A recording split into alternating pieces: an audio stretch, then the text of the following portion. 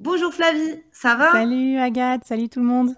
Enfin, on se voit presque en vrai. Ouais, carrément depuis le temps qu'on discute. Je suis Bon, désolée pour le retard, mais en fait, on a eu des invités, mais qui étaient tous tellement intéressants. On a eu plein de questions et tout, donc tout s'est peu à peu décalé. mais trop bien, j'ai écouté, tu parles que j'ai écouté parce que moi aussi je suis confrontée, alors sur d'autres sujets, plus sur les sujets carrière et tout, à quand même des gens qui me disent mais c'est n'importe quoi, d'où tu sors ça, non ça va pas se passer comme ça, enfin je t'en parlerai un petit peu, mais notamment quand je suis passée sur Welcome to the Jungle où ça a touché un public un peu plus néophyte crypto, c'était intéressant de voir aussi les réactions des gens. Ah ouais, bah oui, j'imagine bien. Puis en plus, des gens qui ont parfois des arguments, et il faut les démonter. C'est pas forcément toujours évident. On peut pas répondre à tous leurs arguments en vrai. Enfin, c'est un apprentissage. Alors toi, t'étais cadre, dirigeante dans des grands groupes. Et puis apparemment, tu vas nous donner plus de détails. À un moment, tu t'es lancé à ton compte, j'imagine, parce que tu faisais déjà des podcasts qui ont très bien fonctionné. Et par cette porte-là, tu t'es intéressé à la créateur économie, certainement en essayant de chercher comment tu allais pouvoir gratter un petit peu plus d'argent. Et donc, le Web3, tu es tombé dessus. Et c'est comme ça que tu as rencontré ensuite Marie Robin, qui était venue d'ailleurs sur mon live dans la saison précédente, Mm. donc la communauté Fleet. Donc, tu vas peut-être nous la présenter aussi. Yes. Donc, bah, écoute, ravi de t'avoir. J'ai regardé quelques fois, j'ai écouté des podcasts de toi et j'ai regardé aussi certains de tes lives. C'est admirable. On passe vraiment un super moment. Non, et c'est clair. Mais je te renvoie l'appareil. On t'attend sur des podcasts d'ailleurs, Agathe. C'est peut-être le seul format que tu fais pas encore. C'est vrai, ouais. Bah, on en discutera tout à l'heure parce que moi, je suis pas trop fan. Mais voilà. Mais peut-être que Ouais. Non. j'ai pas eu de bons retours des bonnes personnes, tu vois. Ouais. Mais moi, je suis dans la cible des podcasts aussi. C'est déjà peut-être un peu plus vieux. Moi, j'ai 37 ans et du coup, je crois que le podcast, ceux qui écoutent des podcasts, c'est vraiment le 35 nerf qui a des enfants, tu vois, un peu, voilà, qui est dans ce profil-là. Et Bah ouais, du coup, tu sais que c'est ma cible, hein. Moi, je suis regardée, j'ai personne en dessous de 25 ans et j'ai personne au-dessus de 45 ans, quasiment. Donc, je suis eh vraiment. ben voilà, tu sais ce qu'il te reste à faire. Écoute, du coup, bah, ravi d'être là. Enfin, on se croise. Qu'est-ce que je peux te dire? Écoute, je peux te parler de Fleet vite fait pour te dire que c'est l'idée de Marie, c'était de créer un collectif des freelances du Web3. Parce qu'on voit bien que c'est quand même une sphère spécifique, il y a des talents spécifiques, il y a un spirit aussi spécifique. Et en fait, il y a plein de gens qui sont intéressés pour se lancer, mais qui savent pas trop, enfin, tu vois, c'est qui les collègues, les métiers qu'on peut faire et tout ça. Donc nous, on a décidé de créer ça. Et pour le moment, on est 530, je crois, à hier, sur C'est le énorme. Discord. Et partout dans le monde. Évidemment, il y a pas mal de Français, parce que comme c'est French-based, si tu veux, bon, bah, ça crée des affinités. Et ce que j'aime bien dans le dispositif, c'est que c'est pluridisciplinaire. Donc, tu as des devs, des designers ou des gens qui font des trucs boring comme moi, comme par exemple des avocats, je sais pas, des comptables, et moi je fais des partnerships, donc sales, sponsoring. Voilà, et puis du coup, bah, quand j'ai rencontré Marie, je lui ai dit, c'est trop bien, pour faire connaître Fleet, on pourrait aussi faire un podcast, justement. Et c'est là que, en fait, on a choisi un angle qui est de dire, ok, c'est cool, on a tous envie, maintenant que c'est notre passion, d'en faire notre métier, le Web3. Mais en fait, on peut faire quoi comme métier? Il y en a pour qui c'était évident. Je veux dire, si tu es des développeurs, tu apprends les langages qu'il faut et voilà. Mais moi, j'étais directrice commerciale en grand groupe. Si tu veux, ça m'a pas sauté aux yeux qu'est-ce que je peux faire pour des projets Mm. Web3. Et du coup, bah, j'ai fait ma petite enquête parce que j'aime bien faire ça quand je comprends pas un sujet. Je me dis, bah tiens, je pourrais peut-être faire un sujet de podcast.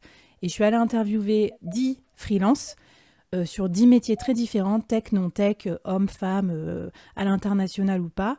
Et en fait, j'ai découvert un peu 10 métiers type du Web3 qu'on peut faire en se reconvertissant, avec peu de reconversion ou beaucoup de reconversion. Et c'est la saison 1 du podcast Fleet que tu as peut-être écouté. Et donc voilà, c'est comme ça qu'en fait j'ai découvert ces métiers et j'ai découvert des passerelles possibles. Et là, j'ai reçu beaucoup, beaucoup de messages en fait de gens qui se disent bah voilà, je me vois bien me reconvertir, qu'est-ce que tu me conseilles et tout. Et c'est comme ça que naît le collectif et la communauté. Ouais, mais c'est super. Mais elle est très belle cette histoire de Fleet et aussi du podcast. J'invite tout le monde déjà à au moins écouter le premier. J'en ai écouté 2-3 autres, je crois, un peu à l'arrache. Mais par contre, le premier, je le trouve vraiment, il est tellement Web3 friendly. Enfin, il y a une démarche, on comprend Tu veux dire comment celui où l'aborder. j'ai fait écouter à ma mère un épisode sur le développeur blockchain pour qu'après, pour récupérer son feedback et pour la caser dans le podcast. Non, mais moi, j'ai fait un petit Genesis où je me suis un peu marrée. Ouais, j'ai enregistré des bribes et des bribes En fait, c'était le parcours de tout le monde aussi quand on se lance. On, on se lance dans le rabbit hole. Au début, on comprend rien. Plus ça va, plus on se passionne. Presque au bout d'un moment, on perd pied parce qu'on se dit mais attends, mais où je vais en fait? Je n'arrête pas de creuser, d'apprendre, je vais en lire toujours plus tous les jours, mais où ça m'amène? Et du coup, c'est là qu'après, j'ai essayé de remonter la pente en me disant écoute, faut bien commencer par quelque part. Mm. Commence déjà par voir quelles sont les missions possibles en freelance. Et du coup, moi, j'ai fait mon chemin personnel en même temps parce que je suis officiellement à mon compte depuis quelques mois seulement, depuis le mois de février, mars. Et du coup, je me suis dit, moi aussi, je veux pivoter de Head of Sales en Startup Tech à Head of Partnership dans les projets Web3 et dans les nouveaux médias, et notamment les médias Web3. Et si tu veux, voilà, ça m'a beaucoup aidé ce podcast parce qu'on évoque de est-ce qu'on peut se faire payer en fiat ou en crypto, comment ça marche, c'est quoi les missions, comment on fait pour choisir des clients, à quoi il faut faire attention, c'est quoi les retours d'expérience des freelances qui ont bossé dans ces projets-là, et puis en bear market et tout ça, enfin intéressant. Mais ce que je trouve intéressant, tu vois, c'est tu as le côté reconversion où bah, déjà, moi, j'en connais beaucoup chez Alira, qui sont des personnes qui ont parfois 20 ans d'expérience dans un domaine extrêmement précis, qui a peut-être mais même rien à voir en fait. Et puis, mais parce qu'ils ont développé une relation, un type de relation avec leurs clients ou un type de relation avec l'entreprise, etc. Tu leur ajoutes une brique de connaissances Web3.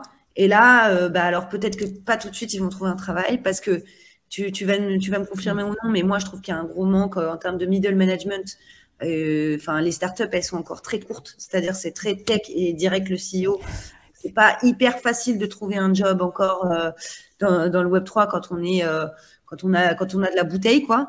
Mais en tout cas, ça reste intéressant au moins pour se lancer, commencer à comprendre ça. Et ce seront les premiers qui seront recherchés quand ces boîtes-là, elles vont grossir, elles vont devenir des grosses entreprises, des grands groupes, etc. Donc, je pense que c'est un très beau pari. Mais est-ce que toi, tu t'es aussi intéressé ou est-ce que tu es tombé dans ton parcours de réflexion? Du coup, c'est peut-être pas dans ton podcast, mais sur des Web3 natives et leurs difficultés, justement, eux, dans l'autre sens, tu vois, à comprendre ce qu'ils allaient pouvoir faire et à se professionnaliser dans la partie Web 2. Parce que, tu vois, moi, j'ai connu pas mal de gens qui connaissent super bien le Web 3 et par exemple des petits gars de 20 ans qui veulent être community manager. Sauf que, en fait, gars, tu sais même pas faire un SWOT, tu sais pas faire une stratégie marketing. Donc, comment tu vas comprendre comment bien parler aux clients? Enfin, tu vois, je veux dire, il leur manque tout le reste, quoi. Bah, de façon indirecte. Attends, pardon, j'ai mon chat qui squatte, évidemment. Il y a des poils, j'ai vu des poils qui tombaient comme des flocons tout à l'heure. Indirectement, ouais, j'ai rencontré... En fait, déjà, par exemple, je me rappelle quand j'avais interviewé Madalena, qui est assistante virtuelle. Tu vois, c'est pas un métier qu'on peut qualifier de Web3. Et en fait, elle bosse avec beaucoup de founders Web3. Parce qu'ils sont justement jeunes et inexpérimentés. Les mecs, par exemple, savent pas faire une facture à des clients. Tu vois, c'est quand même un problème quand tu es entrepreneur. Normalement, tu penses à la thune directe en mode bon, bah, il faut que je facture mes clients. Ou bien ils créent des formations en ligne et des communautés tellement énormes qu'après, bah, ils n'arrivent plus à les gérer, en fait, tu vois, l'onboarding des gens et tout. Donc ça, c'était le persona classique du founder Web3, brillant, avec plein d'idées, mais pas trop de background business. Donc il ne s'est pas organisé, il ne s'est pas délégué, il ne s'est pas managé. Donc il va être en difficulté pour faire des choses un peu basiques business. Deuxième difficulté, ça peut être les business models, puisque c'était notamment les business models B2B. Comment je pivote pour avoir voilà, une boîte, on va dire, plus B2B et pas faire que des ventes de NFT ou ce genre de choses. Faut savoir présenter, quoi, aussi. Ensuite, bien sûr, trouver des clients et des institutionnels, des partenaires B2B. C'est pour ça que moi, on pourrait dire, moi, je suis Web 2.5 parce que en fait, j'ai un pied dans le Web 2 très classique. J'étais en comité de direction avec des gens qui veulent pas entendre parler de crypto langage. Et maintenant, je comprends aussi les problématiques Web 3. Donc, du coup, je saurais adapter face à un interlocuteur, tu vois, à expliquer simplement pour pas le prendre pour... Enfin, qu'ils se disent, je comprends rien, du coup, je m'en occupe pas. ou qui te prennent de haut aussi, parce que voilà. Donc j'arrive à mettre en lien, par exemple, avec les relais de croissance pour la boîte, le business model de la boîte, ou je sais pas moi, la Tu fais segmentation le bridge client. en fait, hein, tu fais le pont Le entre. bridge, ouais, c'est ça. Ouais, Euh, et ça, tu vois, je t'avais dit, parce que bah, quand j'avais écouté ton épisode Genesis, j'avais remarqué que, et tu me l'as confirmé là quand on a un petit peu échangé avant ce live, c'est que tu as cette volonté vraiment d'attirer du Web 2 vers le Web 3, mais du coup, c'est forcément un petit peu réciproque toujours. Donc, oui, je pense que ça se fait naturellement. Mais je t'avais dit la difficulté, et tu vas me dire si tu ressens ça maintenant, parce que moi, c'est ce qui m'est arrivé en tout cas quand j'ai commencé à faire des posts et à parler du Web3, c'est que très vite, moi, j'ai acquis des compétences, très vite, j'ai compris des trucs et j'ai eu envie d'aller beaucoup plus loin dans le rabbit hole. Et donc, très vite, mes contenus, aujourd'hui, moi, ils sont intermédiaires. oui. Alors, je pense qu'on regarde mes lives, si on les regarde tout le temps, peut-être qu'au bout d'un moment, on finit par choper des trucs, mais quand même, je réexplique pas les grands concepts, je réexplique même mes vidéos chaque semaine. Voilà, j'explique que c'est un ZK Rollup à quelqu'un qui sait déjà ce que c'est une blockchain, tu vois. Donc, Ouais, tout à fait. est-ce que tu as ce sentiment aussi? Est-ce que tu ressens cette frustration un petit peu de ne pas pouvoir aller parfois plus Mm. loin, ou est-ce qu'au contraire, tu arrives à te satisfaire de vraiment accomplir ta mission dans ce bridge, en fait? Ben, je pense qu'il faut vraiment s'en méfier, c'est exactement ce que tu dis, parce que comme on avance dans notre cheminement, plus ça va, plus on va avoir un niveau expert, enfin on ne sera jamais vraiment expert, mais tu vois, plus on avance. Et moi, par exemple, pour te raconter les coulisses, quand j'ai fait la première saison Fleet sur les métiers du Web3, je ne connaissais pas du tout ces métiers. Vraiment, j'étais complètement débutante. Du coup, je me suis dit, oh là là, je flippais en fait au moment des interviews. Je me dis, qu'est-ce qu'il va me raconter Hakim, Discord Manager? J'y connais rien à Discord, je ne sais pas ce que c'est son métier. Bon, et en fait, du coup, en réécoutant, je me rends compte que c'était très bien d'avoir cette posture complètement profane, parce que ça correspond à ceux qui aujourd'hui sont dans le Web 2 et se disent, et moi alors, qu'est-ce que je peux faire, tu vois? Donc ça, c'était parfait. Et là, aujourd'hui, ce qui est plus risqué, c'est qu'avec plus de bagages, il faudrait que je vois si je fais des trucs débutants pour que ça soit pas trop compliqué. Et là, j'ai eu l'exercice à faire parce que j'ai dû faire une formation audio, LinkedIn Learning, très débutant sur, en gros, c'est quoi le Web3, mais vraiment grand débutant. Et ben c'était dur d'expliquer vraiment de façon ultra simple. Et à chaque passage, je me disais, mais non, mais ça, Bidule va me dire que c'est trop simplifié, ou ça, machin me dirait que j'ai pas parlé de telle et telle blockchain. Et après, je me suis dit, mais arrête. En fait, tu La peux pas. critique des pairs aussi sur le truc, moi, c'est vraiment une fois j'avais montré un passage de ma formation sur ce qu'est la blockchain. Il y a un mec qui m'a répondu avec un truc, en disant t'as oublié ça et tout. J'ai dit mais gars, enfin je peux pas arriver avec ton doc voir quelqu'un genre ils ont parfois en plus un petit côté genre néo-expert et qui veut te dire genre t'as tort et tout, et donc du coup c'est un peu compliqué, ils pensent pas forcément marketing cible en fait les techs, donc Mais c'est c'est ça. parfois En fait, il faut penser à ta cible. Moi, ça m'a aidé d'avoir un principe de saison que tu peux peut-être utiliser pour tes vidéos, parce que je me dis la saison 1, la cible, c'est celui qui veut se reconvertir, donc il n'est pas forcément au fait, comme certains experts. Et la saison 2, ça sera autre chose en fait. Et je viserai d'autres personnes, d'autres niveaux. Et après, moi, je vois beaucoup de gens qui vulgarisent sur LinkedIn. Je vois aussi beaucoup de gens qui vulgarisent pas. Ça peut être une stratégie. Attention à qui ils visent, c'est tout. Parce que si tu vises du B2B C-level, moi, je pense qu'il faut encore quand même beaucoup vulgariser parce qu'il y a beaucoup de gens encore qui, par exemple, n'ont même pas de wallet.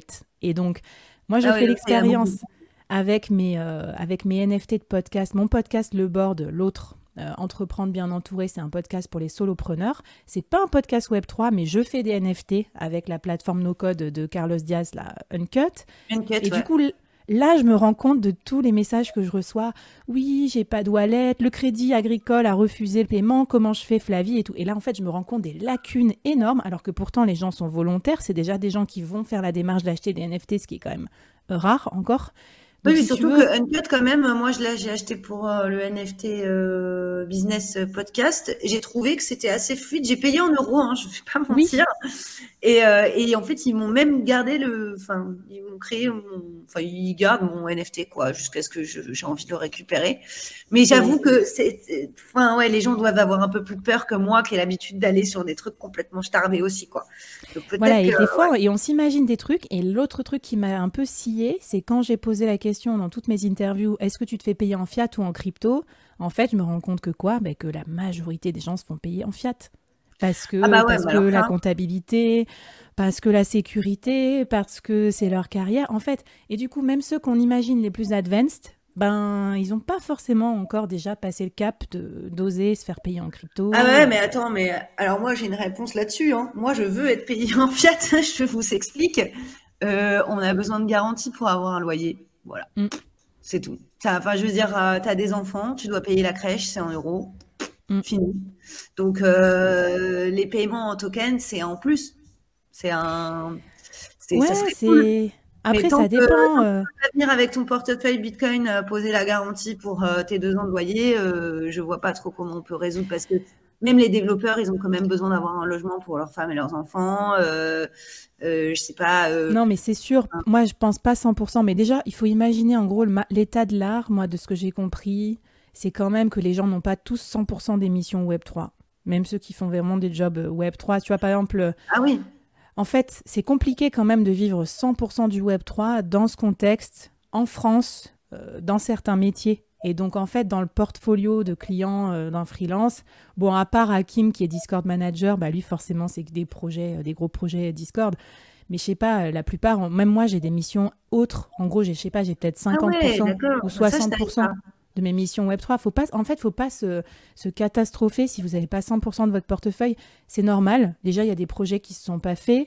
Il y en a qui ont levé des fonds, tant mieux, mais parfois, ils veulent recruter des CDI plutôt que des freelances. Donc Mm. voilà, et puis ça prend du temps de se constituer une clientèle, de se constituer une expérience.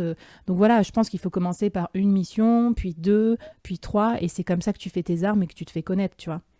Et Mm. par contre, ceux qui accepteront de se faire payer en crypto, moi je pense que ça peut être pas mal pour justement une petite partie des missions, pour les gens qui ont fait des ICO, pour les gens qui ont des réserves de crypto, et qui du coup pourraient choisir un freelance crypto plutôt qu'un autre pour pas gâcher leurs réserves de fiat, ou peut-être parce qu'ils n'en ont pas alors qu'ils ont des cryptos par ailleurs.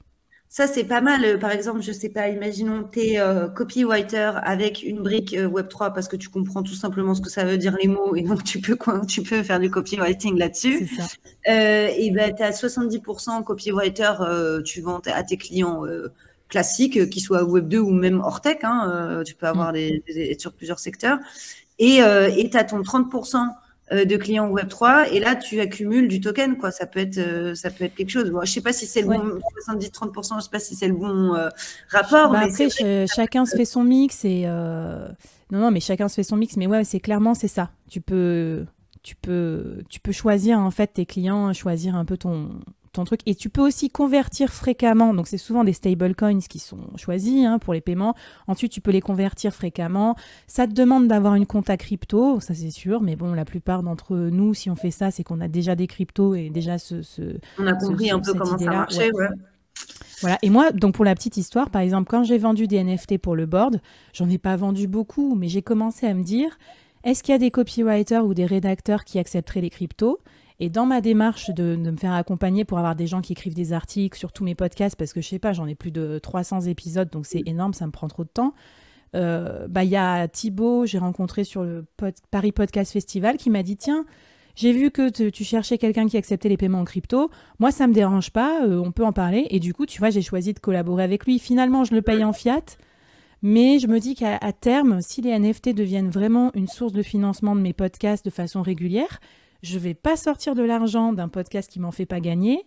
Je vais plutôt sortir de la crypto, des ventes de NFT directement pour réinvestir dans mon média en déléguant aux bonnes personnes. Oui, oui, ça a du sens. Bah, tu vois, il y a Kader qui nous dit ce qui est top, c'est d'avoir le choix, les filles. Ben, tu vois, Kader, là, il a mis sa publicité sur mon émission. Tout ce que, tout ce que je gagne, en fait, en mettant la publicité sur mon émission, c'est pour payer quelqu'un pour ensuite pouvoir améliorer mon émission. Donc, en fait, comme c'est un petit peu en circuit fermé et que c'est dans le cadre de ma création de contenu, qui est un peu ma strat marketing en quelque sorte, ensuite sur d'autres missions, ben, c'est pas bête en fait d'avoir un petit circuit, quoi. Et si ça arrange tout le monde, d'ailleurs, bah, je vais peut-être proposer d'être payé en crypto pour ça aussi. Moi, tu sais que j'y ai même pas pensé. Et j'ai entendu dans les best practices, payer en crypto, ok, mais avec un petit surplus quand même, plus 30% par exemple, pour soit anticiper une taxe ou soit juste anticiper la prise de risque. Enfin, tu n'es pas obligé de faire les mêmes prix en crypto qu'en fiat aussi, puisque du coup, ça facilite la vie du client, mais la contrepartie, c'est que ça facilite pas vraiment celle de l'indépendant. Donc, à toi de voir comment tu gères, tu mitigues ce risque. Ouais, intéressant. On a Nicolas qui nous dit que tu es très souriante et ensuite qui nous dit où est-ce qu'on peut trouver les podcasts de Flavie. Eh ben, comment je fais? Je mettrai un lien ou en fait, tu tapes le Web3 en avance rapide dans ton truc de podcast et tu vas tomber dessus. Ça s'appelle Fleet Podcast. Ouais, et tu pourras mettre, si tu veux, le lien dans les commentaires. Je sais pas si tu peux le faire d'ici, genre en gros, là où il y a tous les commentaires des gens. Je crois que tu peux, mais je suis pas sûre, publier un commentaire. Non, je peux pas. Bon, bah, on le rajoutera après. Ouais, on le rajoutera après. Ouais. Bah, suivez-moi sur LinkedIn, sinon, je crois que je l'ai mis quelque part dans mes liens, ou allez voir sur Fleet. Enfin, je sais pas, on a dû le mettre, voilà. Ouais, il y a Fleet, il y a Flavie elle-même, et puis il y a un moment où vous allez tomber sur le podcast, je pense. Moi, ouais, voilà, je parle un peu de Web3, un peu de podcast, et pas mal des métiers du Web3, et des fois, je mélange un peu tout ça. Ça dépend de l'humeur du jour, quoi. Écoute, ben, c'est super de t'avoir eu, et j'aimerais juste, comme dernière question, que tu nous dises peut-être, je sais pas, le message que tu aurais à faire passer pour, allez, on n'a qu'à dire pour 2023, puisque là, on arrive à la fin de l'année, à la cible que tu souhaites d'ailleurs, parce que peut-être que tu es en train de changer de cible, je sais pas trop, là, pour les prochains podcasts, qui tu vas viser. Écoute, je sais pas, nous on marche sur les deux pieds parce qu'en fait, pour que les freelances ils aient du boulot, il faut que les entreprises s'onboardent dans le Web3 parce que en fait, les projets Web3 ils vont trouver des débouchés si les boîtes achètent des technos, de la blockchain, etc. Et de l'autre, pour que les entreprises s'onboardent, il faut qu'il y ait des talents parce qu'il y a déjà des pénuries de talents. Donc en gros, moi je marche toujours sur les deux pieds, donc les gars, les filles, allez-y. Il y a toujours des moyens de se reconvertir dans le Web3. On n'est pas obligé d'y aller all-in, on peut y aller petit à petit. Là, moi, ce que je vois beaucoup, c'est Web3 enthousiaste, tu vois, sur les profils LinkedIn et tout, ça commence à s'intéresser. Dans les 10 épisodes, vous trouverez vraiment plein d'idées de métiers. Moi, il y a des métiers what the fuck et il y a des métiers très, très basiques. Et je pense qu'on a besoin de tout. Donc, vous censurez pas. L'autre fois, j'ai fait un talk aussi avec la communauté The Big Whale qui était vraiment plutôt Web 2, des gens en poste dans des belles boîtes de la tech. Vous pouvez déjà vous former et puis venez nous voir sur Fleet si jamais vous avez envie. Et puis nous, on fait des projets aussi ensemble entre nous. On fait tout Fleet, on build Fleet nous-mêmes entre freelance. Et du coup, on apprend comme ça nous-mêmes à créer une DAO, à créer des NFT, à, j'en sais rien, à faire un serveur Discord, à écrire des articles sur la blockchain, bidule truc. Donc en fait, c'est en faisant vos projets perso aussi que ça vous fera une première vitrine. Et c'est pour ça que moi, j'utilise aussi les podcasts pour expérimenter. Et ça m'a aidé aussi, je pense, à obtenir des missions en tant que free. Ouais, lancez-vous en gros, c'est ça. Lancez-vous, grave. Merci beaucoup. Allez tous écouter donc, ce podcast qui est vraiment super. En plus, toi, tu as une expérience dans les podcasts en termes de qualité de son, en termes de enfin voilà, tout est incroyable. Genre, je rêverais de savoir faire ça. Donc vraiment, allez absolument écouter ça. Et si vous êtes indépendant, allez sur Fleet absolument. Et puis on invitera aussi Marie-Robin prochaine saison évidemment. Merci beaucoup. Merci. Salut tout le monde. Ciao. Bye.